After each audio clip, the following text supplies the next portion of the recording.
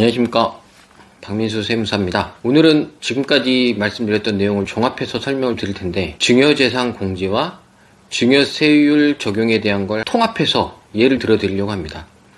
일단은 오늘 사례로 들 것은 혼인한 경우에 아니면 출산한 경우에 최저의 세율로 얼마까지 증여를 받을 수 있느냐, 이 내용인데, 보통 생각하시는 거는 부모님께 5천만원 공제되니까 10% 선으로 낸다 그러면 1억 5천까지 되지 않느냐, 이렇게 생각하시는 거거든요. 근데 이제 여기에서 혼인에 대한 공제를 추가하고, 이건 증여재산 공제의 영역이겠죠.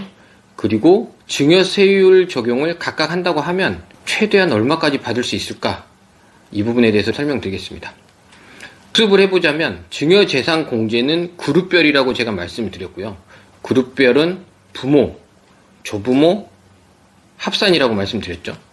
그리고 기타 친족, 이렇게 해도 또 따로 합산, 직계 비속, 또 합산, 이렇게 말씀드렸는데, 혼인을 예로 들어보면 일단 첫 번째로 부모에게 받을 수 있는 거, 일단 5천만 원은 증여재산 공제가 돼서 세금이 없으니까 5천 될 거고요.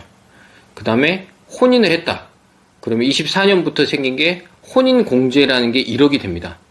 그래서 혼인 1억을 더 받고, 그럼 1억 5천에, 그리고 최저세율로 세금을 좀 내면서 받는 걸 우리가 가정하기 때문에 1억을 더 받을 수 있죠. 10% 구간으로. 그러면 부모님한테 받을 수 있는 건 2억 6천까지 됩니다. 그 다음에 이제 이 부분은 증여세율 적용인데, 부모 말고 결혼을 했기 때문에 상대방의 부모님이 있죠. 어떻게 보면 장인 장모. 오늘의 사례는 다들 여유가 있어서 증여를 해줄 수 있다는 가정으로 제가 찍는 걸 좀 양해 부탁드리고요.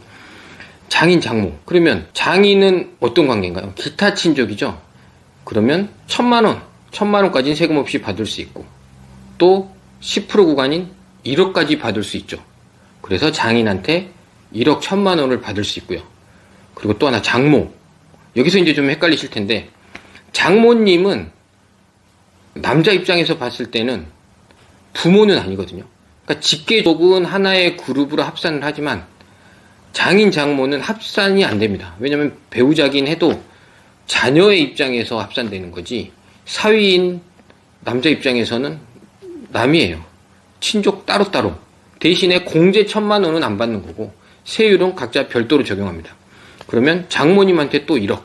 이렇게 따지면 지금 부모, 장인, 장모 이렇게 했을 때 합산이 4억 7천이 되었습니다. 그러면 이제 여기서 끝나는 게 아니라 좀 여력이 있다고 제가 말씀드렸잖아요. 그러면 조부모, 할아버지 할머니가 살아계신다. 그럼 줄 수 있지 않겠습니까?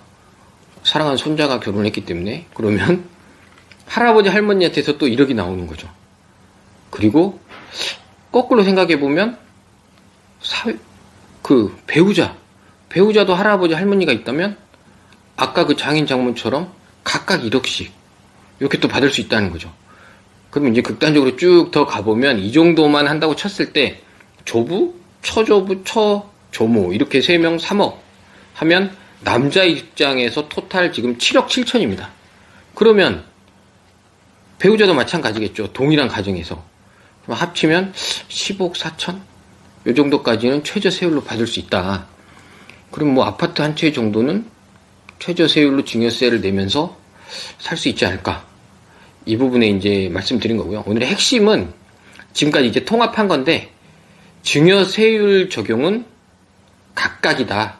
말씀드린 것처럼 부모, 조부모는 하나의 부모의 라인으로 증여재산 공제는 5천으로 끝이지만, 증여세율 적용에 있어서는 각각 세율을 적용한다는 것. 그리고 이와 똑같은 논리로 장인 장모도 세율이 각각 적용되는 거고, 남이다, 존속에 포함되지 않는다. 이 내용을 설명드렸습니다. 이걸 잘 조합하셔서 혼인이나 아니면 출산을 하신 분들, 그리고 보통 증여를 받는 게 아파트나 이런 부동산을 구매할 때 필요해서 증여를 받으시는 거거든요. 그러면 그런 증여를 받을 때는 이렇게 잘 적용하시면 최저 세율로 굉장히 큰 금액을 받을 수 있다. 아까 지금 15억 4천이잖아요. 양가 합쳐서.